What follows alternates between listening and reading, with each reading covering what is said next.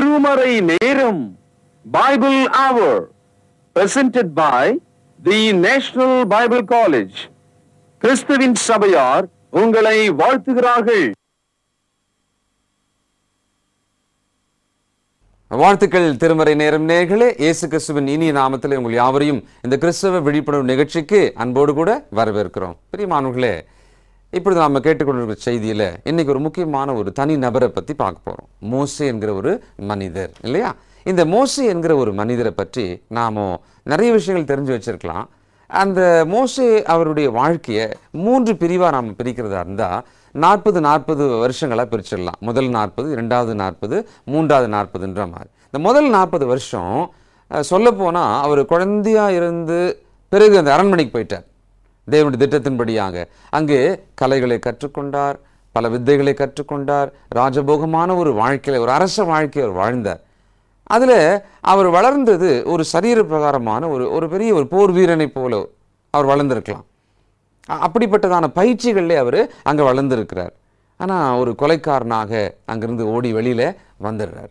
அடுத்த 40 வருஷம் எளிமையான வாழ்க்கை, இந்த சமுதாயத்திலிருந்து ஒரு பிரிந்த வாழ்க்கை மாதிரி குணங்களாலே அவர் வளர்க்கப்பட்டார். அந்த அடுத்த 40 வருஷம் குணங்களாலே வளர்க்கப்பட்டார்.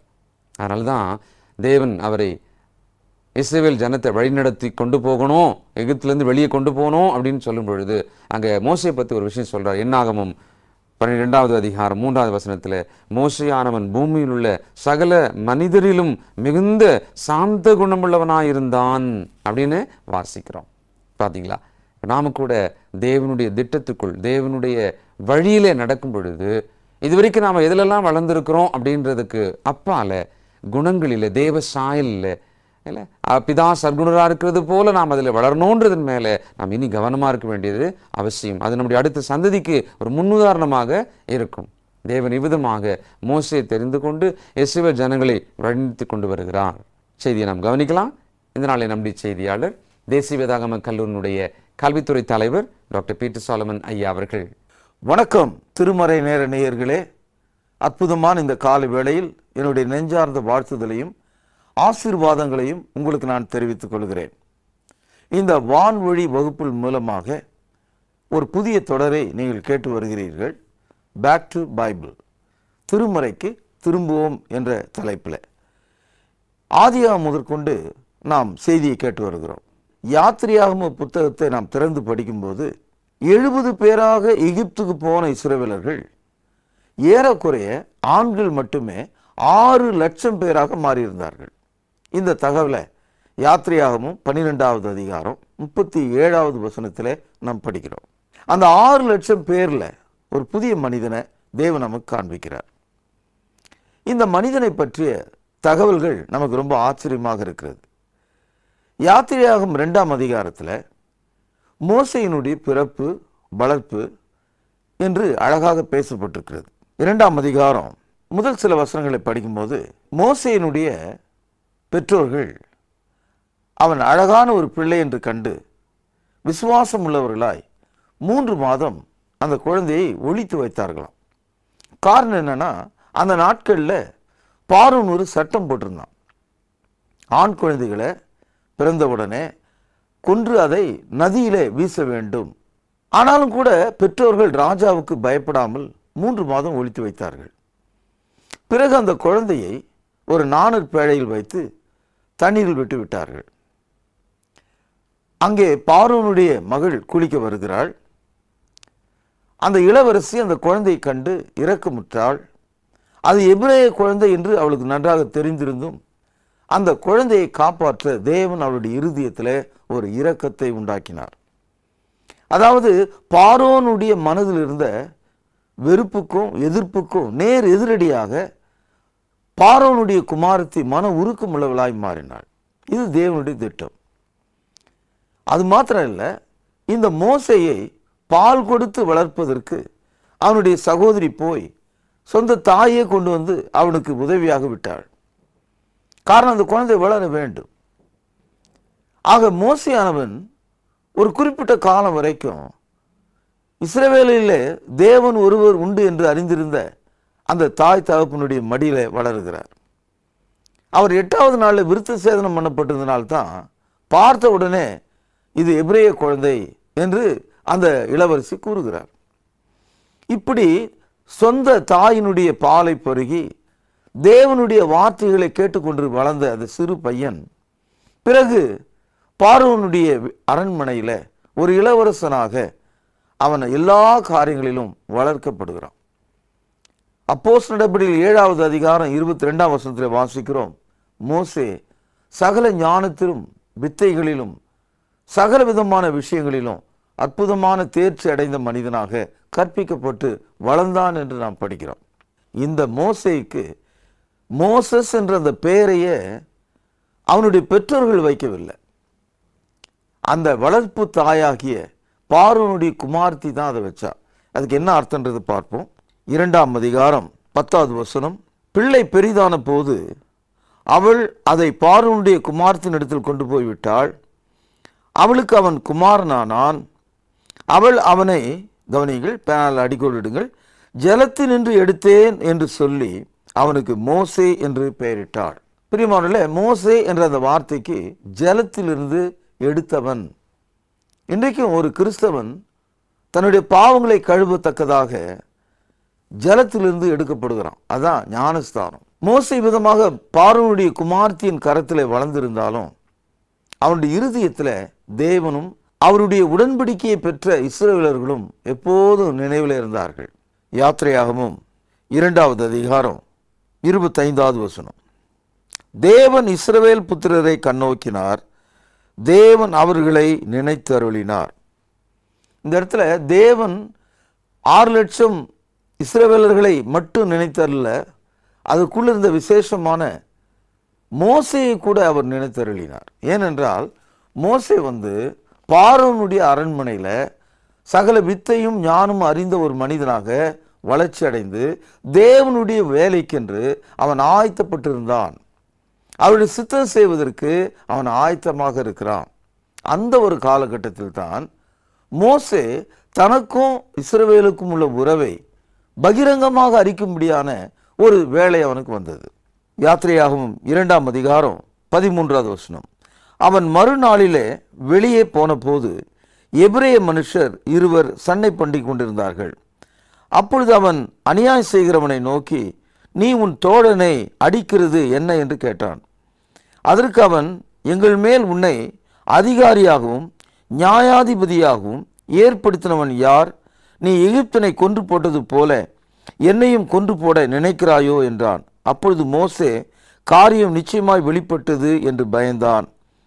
பார்வோன் அந்த காரியத்தை கேள்விப்பட்ட போது மோசேயை கொலை செய்ய வகை தேடினான். மோசே பார்வோன் இடத்திலிருந்து தப்பி ஓடி மீதியான் தேசத்தில் போய் தங்கி ஒரு துறவண்டையிலே உட்கார்ந்திருந்தான். அதாவது மோசேயினுடைய வாழ்க்கையில் ஒரு எகிப்தியனை அவன் கொல்கிறான். ஏன் கொண்டான்னா, அவன் இஸ்ரவேலனுக்கு அநியாயம் செய்தான், ஆகவே அவன் கொண்டான். ஆனால் 2 இஸ்ரவேலர்களே ஒருவருக்கு ஒருவர் சண்டை போடும்போது அவர்களை விலக்கி அவர்களுக்கு சமாதானத்தை கொடுக்க சென்ற போது அவர்கள் இவன் மீது பழியை போட்டு, நீ யார், எங்களுக்கு ஆண்டவனா, நியாயாதிபதியா, எங்கள் மேலே உன்னை அதிகாரியாக நியமித்தது யார் என்று கேட்டாங்க. இந்த வார்த்தை தேவன் மோசையை கொண்டு செய்ய போகிற ஒரு வேலையை எதிர்த்து பேசுகிற அந்த மனிதன் மூலமாக தேவன் நமக்கு புலப்படுத்துகிறார். அதாவது தேவன் மோசேயை இஸ்ரவேல் மேலே அதிகாரியாகவும் நியாயாதிபதியாகவும் ஏற்படுத்த போகிறார் என்ற கருத்து இங்கே வெளிப்படுகிறது. இந்த நிகழ்ச்சியெல்லாம் மோசேயினுடைய வாழ்க்கையில் என்ன வயதில் நடந்திருக்கும் அப்படின்னு நீங்கள் ஆச்சரியமாக கேட்கலாம். மோசேயினுடைய வயது அப்பொழுது சரியாக 40. இது எப்படி தெரியும் நீங்கள் கேட்கலாம். அப்போஸ்தலர் நடபடிகள் 7வது அதிகாரம் 23ஆம் வசனத்தில் 40 வயதில் கடுமையான ஒரு கோபம் உள்ள ஒரு மனிதனாக கூட மோசேயை நீங்கள் பார்க்க முடியும். கொலை செய்கிற அளவுக்கு அவன் கோபம் உள்ளவனாக கூட இருந்திருக்கிறான். அப்பொழுது அவனுக்கு 40 வயசு. 40 வயதில் ஓடிப்போன மோசே அடுத்து வருகிற 80 வயது வரைக்கும், அதாவது இன்னொரு 40 வருஷம் அவன் வனாந்திரத்தில் ஆடுகளை மேய்த்து கொண்டிருக்கிறான். இந்த 40 வயது அவனுக்கு சேரும்போது, அதாவது மோசேக்கு 80 வயது வரும்போது அவன் எப்படிப்பட்ட ஒரு மனிதனாக இருக்கிறான்னா, பூமியில் சாந்த குணம் உள்ள ஒருவனாக, முதல்ல கோப குணம் உள்ளவனாக இருந்த ஆளு தேவனுடைய வேலைக்காக ஆயத்த பண்ணப்பட்ட போது இந்த 40 ஆண்டு காலத்தில் அவனுடைய இருதயம் சாந்தமுள்ளவனாக மாறியதாம். இந்த கருத்தை என்னாகமோ 12வது அதிகாரம் 3வது வசனத்தில் நாம் படிக்கிறோம். என் தாசனாகிய மோசேயை போல பூமியில சாந்த குணம் உள்ளவன் யாராவது உண்டா என்று கர்த்தர் கேட்கிறார். அப்போ the hottest man become the meekest man. கோபம் உள்ள ஒரு மனிதன் சாந்தம் உள்ள ஒரு மனிதனாக மாறிவிட்டான். கர்த்தர் அவனுக்கு ஒரு முட்செடியிலே தரிசனமானார். கர்த்தர் அவனோடு பேசினார். இதெல்லாம் உங்களுக்கு தெரியும். அப்பொழுது அவனுக்கு என்ன வயது அப்படின்னு நீங்க கேட்டீங்கன்னா, அப்பொழுது அவனுக்கு வயது 80. இதை அப்போஸ்தலர் நடபடிகள் 7வது அதிகாரம் 30வது வசனத்தில் நாம் படிக்கிறோம். இந்த மோசே மரிக்கும் போது என்ன வயசு அவனுக்கு? 120 வயசு. இந்த தகவலை அப்போஸ்தலர் நடபடிகள் 7ஆம் அதிகாரம் 36வது வசனத்தில் நம்ம படிக்கிறோம். நான் என்ன சொல்ல வந்தேன்னா, முதல் 40 ஆண்டுகள் தேவன் அவனை அந்நியருடைய கரத்தில் பார்வோனுடைய வீட்டில் எல்லாவற்றையும் கற்றுக்கொள்ளும்படி வளர்த்து ஆளாக்குகிறார். அடுத்து வந்த 40 ஆண்டு காலத்தில் ஆடுகள் மத்தியில் ஒரு மேய்ப்பனாக, வனாந்திரத்தில் ஒரு தனி மனிதனாக, ஒரு ஏழையாக, எல்லாவற்றையும் துறந்தவனாக, ஏனென்றால் அவன் எகிப்திலே இருந்தால் அரசனாக இருப்பான். எல்லா இன்பத்தையும் அவனால் அனுபவித்திருக்க முடியும். ஆனால் அவைகளை வெறுத்து விட்டு வனாந்திரத்தில் ஒரு ஏழையாக இருந்தான், ஒரு தரித்திரனாக இருந்தான், குறைவுள்ளவனாக இருந்தான். அவனுடைய இருதயமோ தேவனுக்கு ஏற்றதா இருந்தது. அப்பொழுது அவனுக்கு வயது 80. இந்த 80 வயசு மோசே தான் இஸ்ரவேல் ஜனங்களுக்கு நியாயப்பிரமாணத்தை வாங்கி கொடுத்து அவர்களை வழி நடத்தி யாத்திரையாகம புஸ்தகம் முழுவதும் அவனை குறித்து நாம் படிக்கிறோம். மோசே மரிக்கும் போது அவனுக்கு ஏறக்குறைய 120 வயதில் மோசே மரித்திருக்கிறார். அதாவது மோசேனுடைய 120 வருட காலத்தை 3ஆக நாம் பிரித்து பார்க்கலாம். சரி, இயேசு கிறிஸ்து மொத்தமாக எவ்வளோ காலம் பூமியில் இருந்தார்? 33 வருஷம்தான். அப்படி பார்த்தா மோசையை விட 4ல் ஒரு பகுதி தான் இந்த இயேசு கிறிஸ்து பூமியில் இருந்தார். ஆனால் மோசையை பார்க்கலாம் 4ல் ஒரு பகுதி வாழ்ந்த இயேசு கிறிஸ்து தேவனுடைய குமாரனாக இருக்கிறார். மோசே மனுஷருடைய குமாரனாக இருக்கிறார். இந்த வித்தியாசத்தை நீங்கள் புரிந்து கொள்ளணும். இப்போது பழைய ஏற்பாடு நம்ம சொல்கிறோம் இல்லையா, அதில் 39 புத்தகங்கள். முதல் புத்தகம் ஆதியாகமம், 2500 வருட வரலாறு. யாத்திரையாகமத்திலிருந்து மல்கியா வரைக்கும் 1500 வருட வரலாறு. ஆக பழைய ஏற்பாட்டில் 39 புத்தகங்களில் ஒரே ஒரு புத்தகம் நீங்களாக, யாத்திரையாகமத்திலிருந்து மல்கியா வரைக்கும் 38 புத்தகங்கள். இந்த 38 புத்தகத்திலும் அதனுடைய ஆட்சியாளராக, ஏன்னா நியாயப்பிரமாணமானது மோசேயின் மூலமாய் இஸ்ரவேலுக்கு கொடுக்கப்பட்டது இல்லையா. ஆகவே 38 புத்தகத்திலும் நம்ம படிக்கிற ஒரு ஹீரோ யாருன்னு பார்த்தா மோசே தான் இருக்க முடியும். அதனால தான் பழைய ஏற்பாட்டை மோசே வழி நடத்துகிறார், புதிய ஏற்பாட்டை கிறிஸ்து வழி நடத்துகிறார். பழைய ஏற்பாட்டில் தேவனுடைய கூடாரத்தை அமைத்து தொழுகையை போதிக்கிறவன் மோசே. புதிய ஏற்பாட்டில் சபையை அமைத்து தொழுகையை ஏற்படுத்தினவர் நமது ஆண்டவராக இருக்கிற இயேசு கிறிஸ்து. உபாகமம் 5வது அதிகாரம் 2ஆம் வசனத்திலிருந்து சில பகுதியை வாசிக்கிறேன் பாருங்கள்.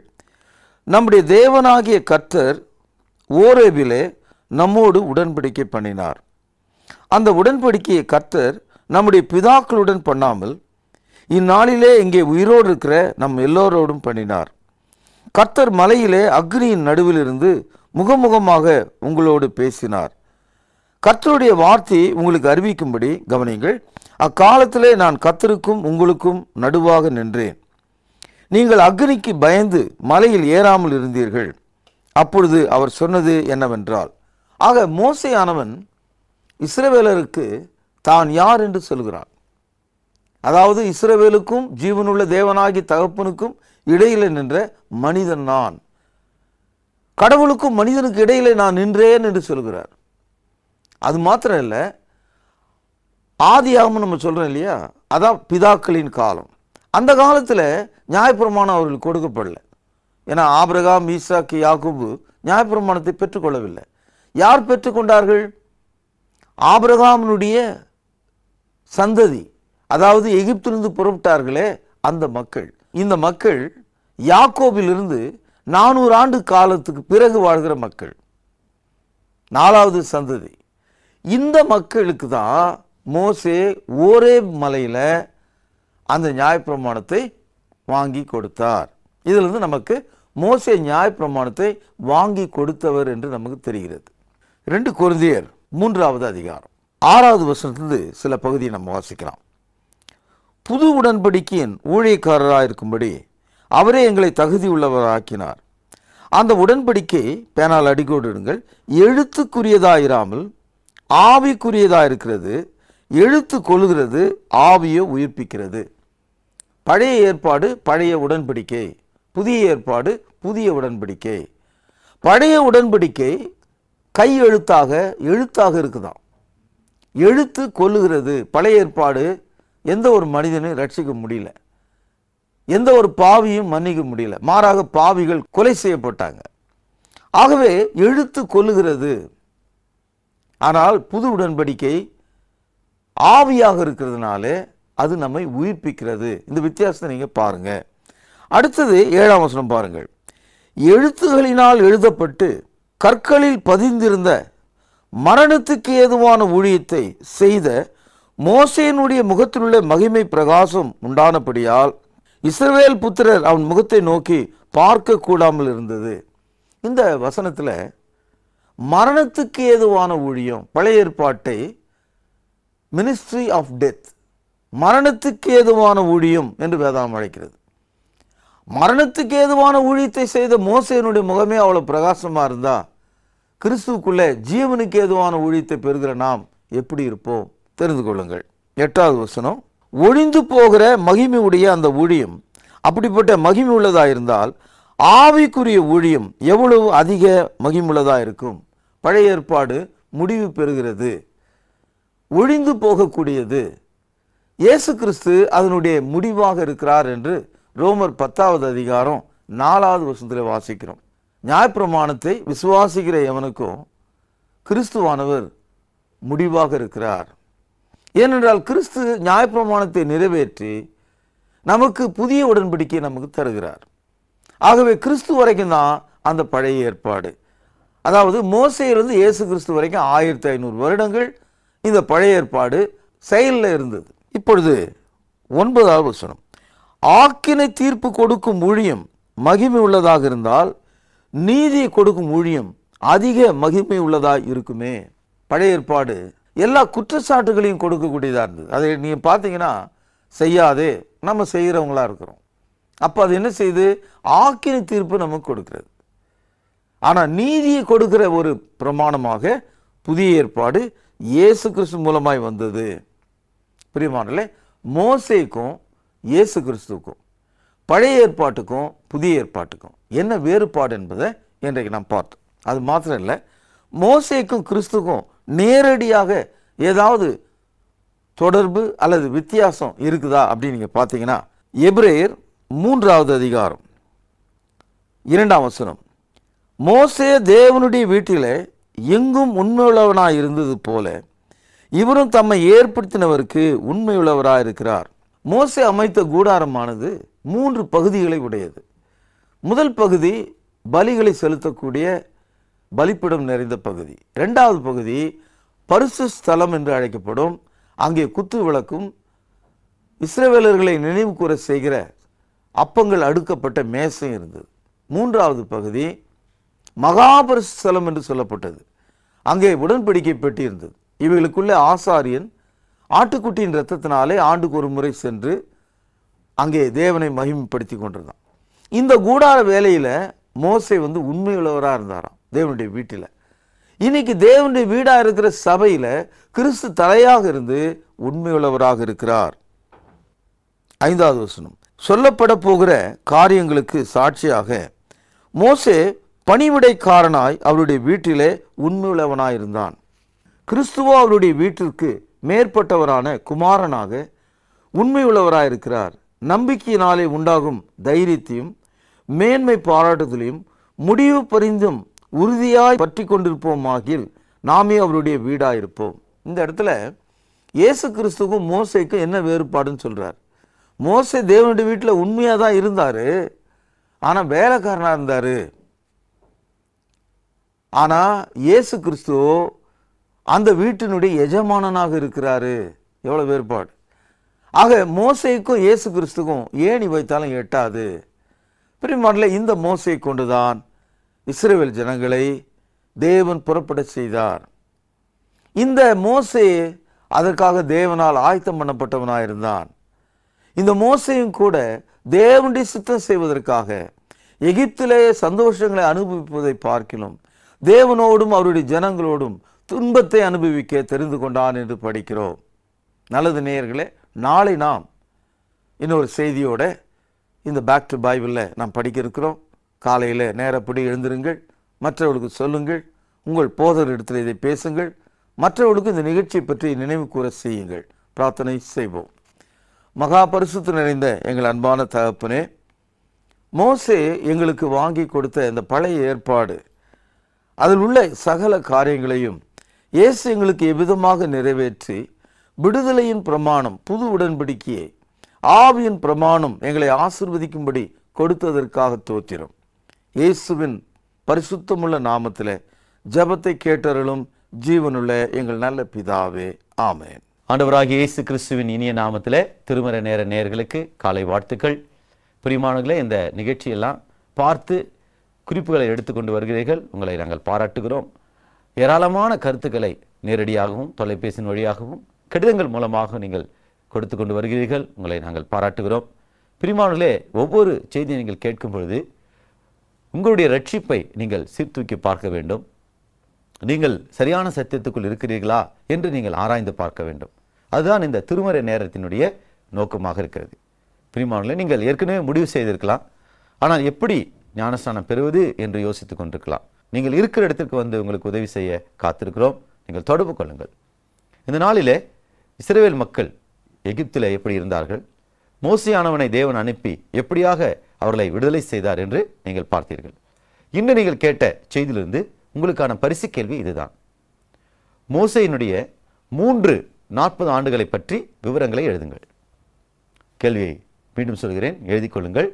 நீங்கள் படித்த பாடத்திட்டத்தில் அல்லது கேட்ட நிகழ்ச்சியில் இதற்கான பதில் இருக்கிறது. வசன குறிப்புகளை எழுதினால் சிறப்பாக இருக்கும். மோசேயினுடைய 40 ஆண்டுகளை பற்றி விவரங்களை எழுதுங்கள். தொடர்ந்து நிகழ்ச்சி பார்த்து பிறரும் பார்க்கும்படி உற்சாகப்படுத்துங்கள். கேபிள் தொலைக்காட்சி கனெக்ஷன் இல்லாதவர்களுக்காக வெப்சைட்டில் www.tamizhantelevision.com என்ற வெப்சைட்டில் இதே நிகழ்ச்சியை காலை 5:30 மணிலிருந்து 6 மணி வரை நீங்கள் பார்க்கலாம்.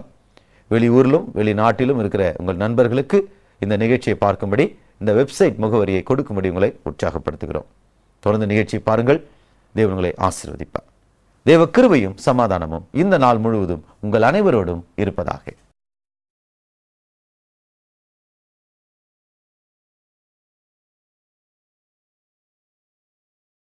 நீங்கள் ரட்சிக்கப்பட வேண்டும் என்பது தேவனுடைய சித்தமாயிருக்கிறது. 1 தீமோத்தேயு 2ஆம் அதிகாரம் 4வது வசனம். சத்தியத்தை நீங்கள் கேள்விப்பட வேண்டும். ரோமர் 10:17. சத்தியத்தை நீங்கள் விசுவாசிக்க வேண்டும். யோவான் 20:30 மற்றும் 31. சத்தியத்தை கேட்டு நீங்கள் பாவத்திலிருந்து மனம் திரும்ப வேண்டும். அப்போஸ்தலர் நடவடிக்கைகள் 17:30. நீங்கள் இயேசு கிறிஸ்துவை தேவனுடைய குமாரன் என்று அறிக்கையிட வேண்டும். ரோமர் 10:9-10 வசனங்கள். பாவ மன்னிப்புக்கென்று ஞானஸ்நானம் பெற வேண்டும். மார்க்கு 16ஆம் அதிகாரம் 16வது வசனம். ரட்சிக்கப்படுகிறவர்களை கர்த்தர் அனுதினமும் சபையிலே சேர்த்துக் கொண்டு வந்தார். அப்போஸ்தலர் நடவடிக்கைகள் 2ஆம் அதிகாரம் 47வது வசனம். நீங்கள் சென்னையில் இருந்தால் பொது தொழுகைக்கு வாருங்கள்.